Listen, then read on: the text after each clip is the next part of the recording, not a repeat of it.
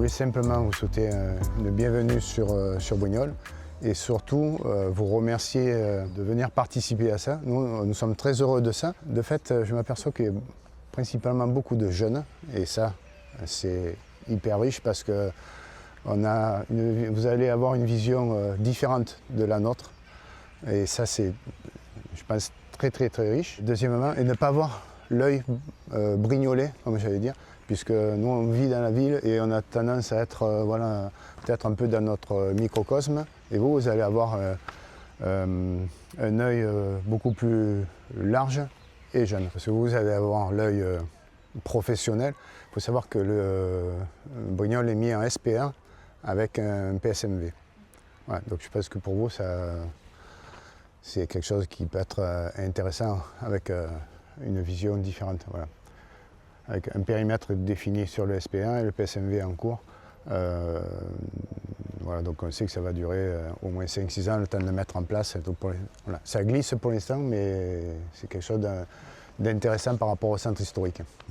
On vous a donné rendez-vous ici aujourd'hui à la gare de Brignoles, sur laquelle vous retrouverez des magnifiques trompe-l'œil sur tout le rez-de-chaussée. La gare de Brignoles, elle a été ouverte il y a très longtemps. Elle a aussi fermé au trafic voyageurs il y a très longtemps, en 1939 à peu près, si je ne dis pas de bêtises. C'est une gare qui a accueilli une fonction commerciale jusqu'en 2014, qui aujourd'hui a été acquise par l'agglomération donc à l'automne dernier. Ça fait partie, on va dire, des ensembles immobiliers bâtis de réflexion sur le site du concours. Sur lesquels on est en recherche et en quête d'idées très diverses, notamment sur la liaison, on va dire, au quartier qu'on va pouvoir visiter sur toute la visite. Ici, vous avez un équipement qui est tout récent, qui est géré par l'agglomération aussi, dans le cadre de sa compétence petite enfance. C'est la crèche de la courte échelle, donc, qui a été reconstruite très récemment. Donc ça fait partie des points forts quand même de ce quartier de gare et ça crée beaucoup de liens avec des gens qui viennent à pied jusqu'ici pour déposer les enfants le matin ou qui viennent les chercher en fin d'après-midi. Et on a notamment des manques de continuité piétonne entre le centre ancien et ce lieu-là. Un petit peu plus tôt, là, avant que vous arriviez, on voit pas mal de gens qui viennent en berceau avec les petits à pied et qui marchent sur la route parce que on a pas mal de parking sur les deux trottoirs. Ça fait partie aussi des points forts qu'on va diagnostiquer aujourd'hui avec les continuités piétonnes notamment. La friche ici fait à peu près une dizaine d'hectares, comme on le précisait tout à l'heure. Il y avait une partie de transport aussi de bauxite, puisque dans les années, ça finit en 90-91, on avait les mines de Péchinet, qui sont connues pour leur alumine, qui aujourd'hui à fermer parce que c'est moins rentable et il vaut mieux aller chercher même à l'étranger et la transporter plutôt que l'exploiter. Bon, ça... En complément, c'est vraiment le trafic minier qui s'est poursuivi dans les années 80-90. Le trafic voyageur, il s'est arrêté au début de la Seconde Guerre mondiale. À noter qu'il y a eu un usage un petit peu intermédiaire entre les années 90 et les années 2020.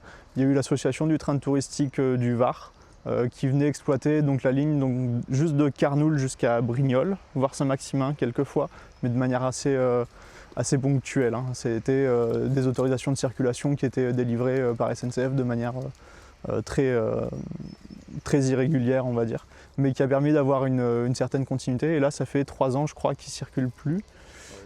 Ouais, c'est ça. On n'a plus aucune circulation sur la voie depuis 3-4 ans à peu près. Ouais, c'est compliqué d'avoir une vision long terme sur cette ligne. Que la ligne est existante, elle n'est plus entretenue ni par SNCF ni par d'autres gestionnaires de réseau. Toutefois, on va dire dans une optique de développement long terme du transport sur le territoire de la Provence verte, ce serait potentiellement la seule gare, on va dire, d'importance. En fait, les voies centrales, elles doivent être conservées parce que c'est le réseau national, entre guillemets. Par contre, les autres voies qui sont des voies de triage, elles sont, on va dire, déclassées. Point à noter assez important quand même sur la gare, donc acheté par l'agglomération en fin d'année dernière, on a acheté avec une servitude de vue. Ce qui veut dire que quand on fera quelque chose de ce bâtiment, on n'aura pas le droit d'ouvrir les fenêtres et les volets qui donnent sur les voies. Ça fait partie des points assez importants et assez originaux sur l'achat de ce bien. C'était une condition qui était donnée par Réseau Ferré de France et SNCF Réseau, qui est toujours propriétaire de la voie principale et des voies de triage aujourd'hui. Donc c'est une contrainte très forte quand même sur ce bâtiment-là. Ici on a un usage un peu transitoire avec cette voie qui s'est créée sur la friche ferroviaire qui sert un petit peu de parking. Ça ne dessert pas grand chose au bout, hein. Bon, ça fait partie des lieux un peu interstices, on va dire, entre la vieille ville qu'on ira voir un peu plus tard dans la visite de site et plus le côté zone d'activité, zone industrielle qu'on a sur les Consacs et sur Saint-Jean. En fait, c'est un peu le trait d'union. Là, on va sortir de la ville ici et rentrer dans la zone à côté. C'est une zone qui date des années 80, qui était au départ purement pour mettre des entreprises. Et au fur et à mesure, elle mute. Donc on imagine que dans le PLU futur, dans la révision, on puisse réadapter un petit peu ça pour pouvoir mélanger un petit peu la partie artisanale, la partie commerciale, et ainsi de suite. Tandis qu'aujourd'hui, ce n'est pas tout à fait le cas, où ça se fait avec des différentes possibilités, quoi.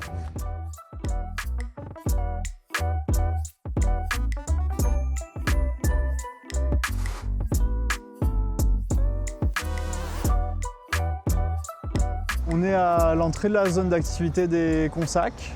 À l'origine, dans les années 60, plutôt une zone industrielle liée à l'activité agricole du territoire.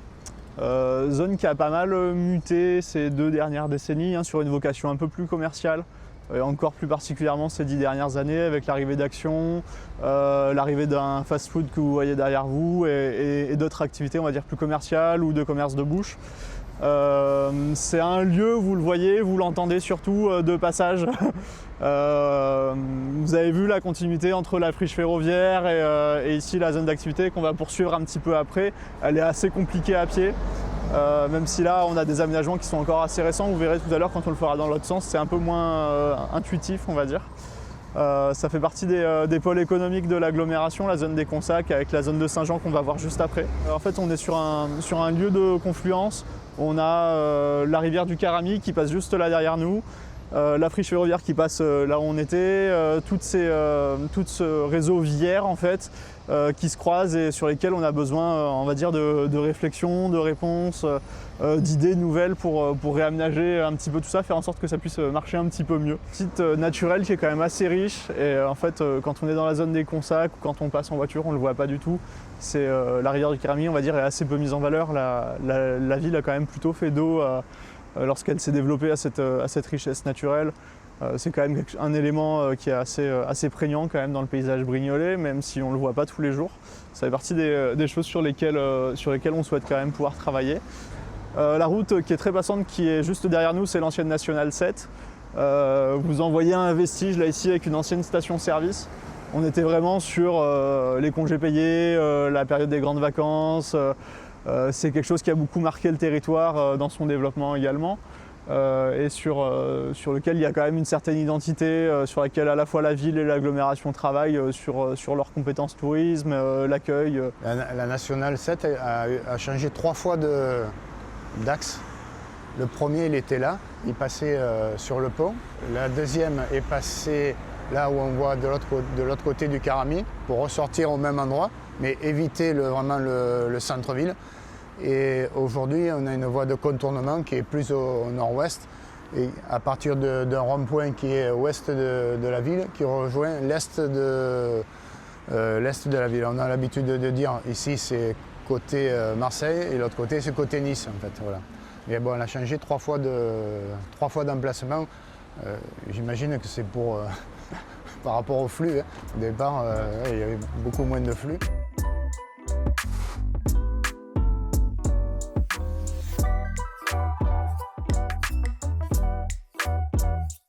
On est sur l'entrée de la zone de Saint-Jean, donc zone plutôt à vocation commerciale qui s'est créée dans les années 80, avec notamment l'implantation du Grand Leclerc que vous avez derrière nous.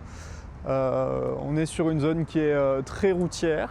On va faire le tour du rond-point pour que vous ayez un petit peu un aperçu de ce qui se passe de l'autre côté. C'est une zone qui est presque impraticable à pied en fait. Hein. Si vous voulez la traverser à pied, franchement, il faut un peu de courage, mais vous allez avoir l'occasion d'avoir un aperçu. On est vraiment sur des boîtes à chaussures en termes de bâtis, des bâtis assez volumineux. sur lequel on a des qualités architecturales qui sont très variées. On retrouve aussi pas mal de publicité sur cette zone-là qui est assez prégnante d'un point de vue paysager. Par rapport à la publicité, on a voté un RLP en 2023. On a vu fleurir des tas de panneaux, de publicité, d'enseignes un petit peu n'importe comment.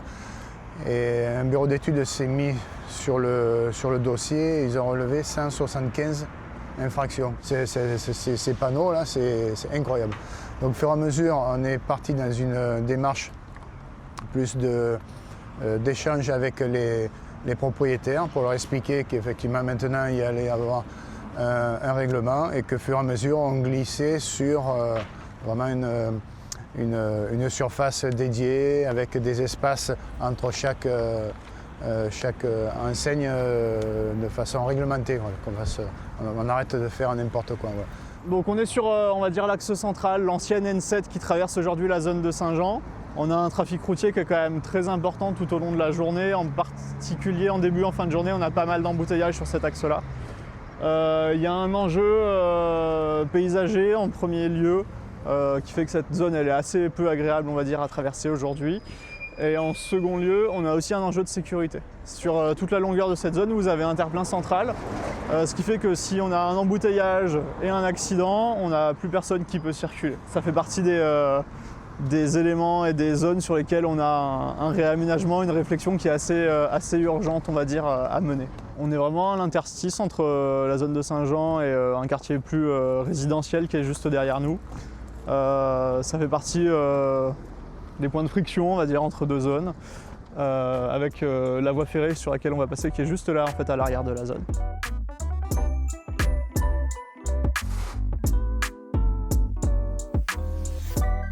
On est un petit peu plus, on va dire, de ce côté-là des rails sur le secteur qui accueillait les activités minières.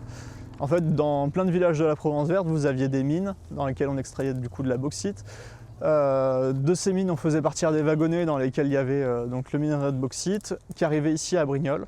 Et à Brignoles, on transbordait tous ces wagonnets et leur contenu dans des wagons avant que ça parte sur les usines qui sont situées du coup à Gardanne, enfin qui étaient situées à Gardanne.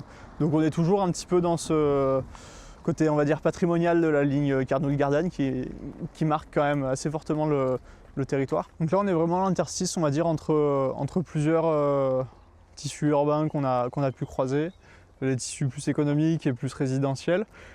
Vous voyez là dans le fond des parcelles, et sur presque 300 mètres de long, c'était le pont de transbordement entre les wagonnets qui descendaient des mines dans toutes les petites communes de la Provence verte où on trouvait de l'extraction de bauxite.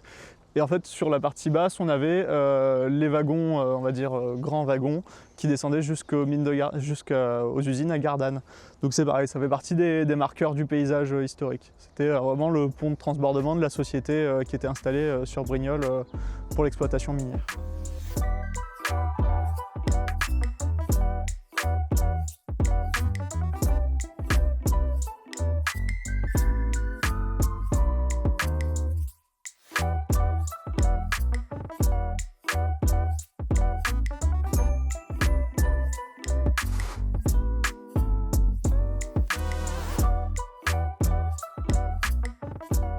Fait un tout petit arrêt ici avant de repartir sur le centre ancien. On s'est arrêté pas par hasard à côté des repères de crues. Vous l'aurez compris, l'inondation est un problème fréquent on va dire à Brignoles.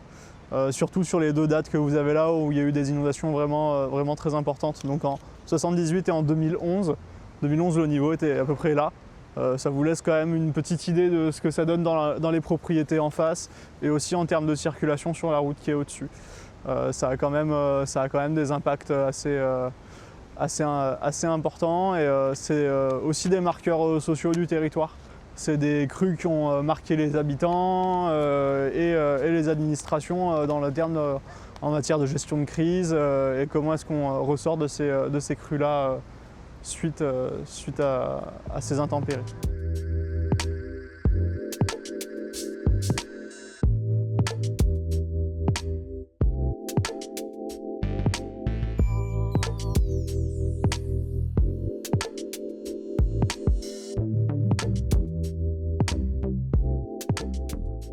Juste derrière nous, l'ancien palais de justice qui a arrêté de fonctionner au courant des années 2010 à peu près et qui s'est construit un nouveau bâtiment légèrement en bordure de la ville. Palais de justice avec une architecture quand même assez remarquable, assez sympathique, sur lequel vous voyez quand même qu'on a quelques soucis d'infiltration et d'effondrement de toiture. Il va y avoir une mesure de conservation de la façade qui va être entreprise. L'intérieur du bâtiment est effondré, au sens propre du terme. Donc il va y avoir une démolition du reste du bâtiment. En revanche, il y a une réflexion à mener éventuellement à l'échelle de l'îlot du palais de justice, qui peut être assez intéressante, parce qu'on est en fait vraiment entre l'entrée de ville ouest, donc la gare elle est à 3 minutes à pied, donc notre point de départ. Et on est aussi à 3 minutes à pied vraiment du centre ancien, vraiment médiéval, patrimonial, qui est le centre-ville de Brignoles. Ici, c'était l'ancienne gendarmerie avec des prisons, avec une prison à l'intérieur où il y a des geôles.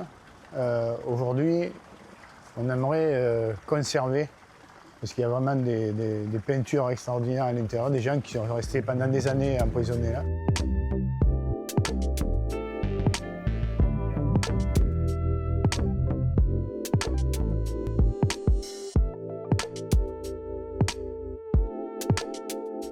Aujourd'hui, la municipalité a pris la décision de pouvoir aménager une partie notamment du centre-ville avec des places de parking payants. Une étude a été faite pour pouvoir proposer aux gens qui viennent de l'extérieur pour redynamiser le centre-ville. Parce qu'aujourd'hui, les gens traversaient pour se garer. C'est compliqué parce que les gens venaient se mettre en station à 7h30 et repartaient à 18h. Donc on immobilisait beaucoup de places. L'esprit est de faire bouger les véhicules pour pouvoir amener un flux de visiteurs à l'extérieur.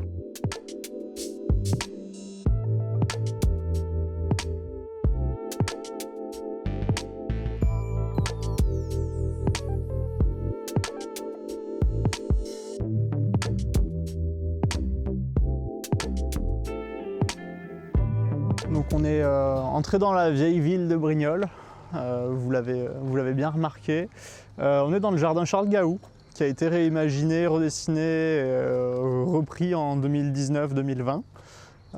Donc c'est les agences Plot et Ladanum, architectes et paysagistes, si je ne dis pas de bêtises, qui ont repris ce jardin-là et qui a été victoire d'argent au paysage en 2022 ou 2023.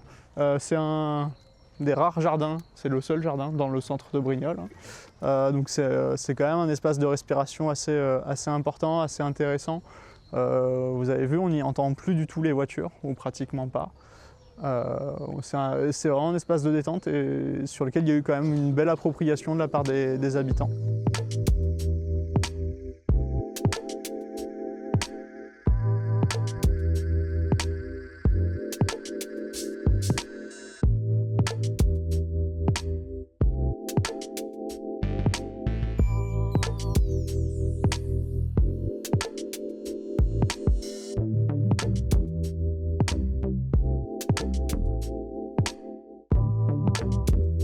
Là, vous êtes sur la place Carami. Vous avez l'hôtel de ville qui est derrière vous, qui permet à tout concitoyen de pouvoir venir assez facilement quand même en mairie. Il ne faut pas oublier ça. C'est la place, j'allais dire, la place principale, historique de la ville. Il y a quelques années de ça, la place, les véhicules se garaient ici. Donc, voilà, donc, au fur et à mesure, ça a évolué, on a conservé ça, la partie fontaine, plus l'aménagement pour faire venir du monde.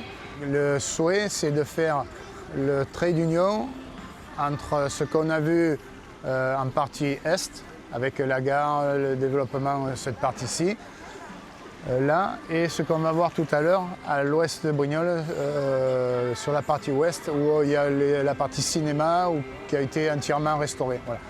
C'est un peu cette transition-là que l'on souhaite pour pouvoir faire passer les visiteurs, les habitants d'est en ouest et d'utiliser la globalité de la ville. Voilà.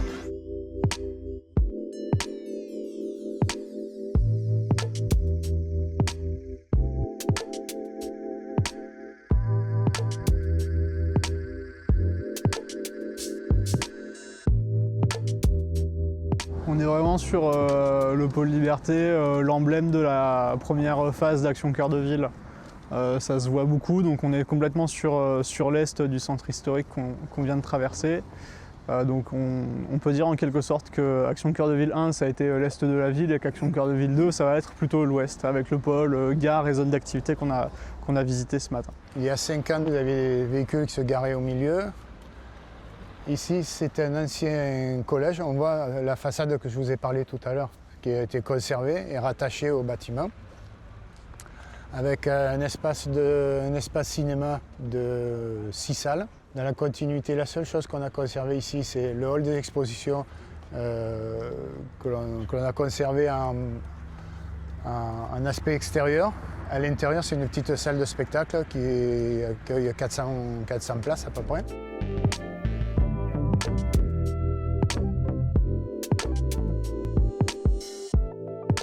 Je crois que moi je suis en tant que maire et président de l'agglomération très heureux de vous accueillir dans notre ville aujourd'hui parce que j'étais à la Cité de l'Architecture il y a maintenant 3 semaines à Paris où j'étais heureux de présenter la ville avec mon adjoint Philippe Ballot à l'urbanisme. J'ai presque envie de dire que vous avez beaucoup de chance.